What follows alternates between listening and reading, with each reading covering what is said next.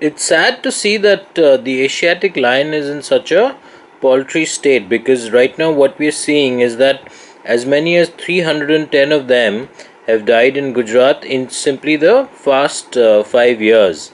And obviously, we are of course looking at a very small number from the very beginning.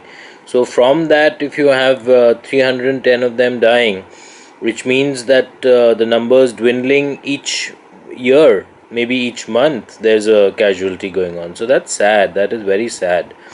And that's where one wonders, what has the Prime Minister of India, Narendra Modi, done? Because it's easy to say these silly things, what can he do? But then it's not about what he can do. Nobody's expecting him to go and patrol the, say the Gir Sanctuary. But then one expects that probably he appoints right people at the right places, or has a sort of infrastructure set up in place where the death of these lions can be curbed. Right now, we don't see that, and there's rampant poaching. There's the state of the Gir Sanctuary is not very good, such that there's natural deaths also happening when that can also be curbed. We're not just talking about the older lions who are dying natural deaths, but then say because of malnutrition, because of people infringing the sanctuary where they should not be there. So those sort of things happening, and the entire ecosystem is often affected, whereby if the lions don't have access to their game,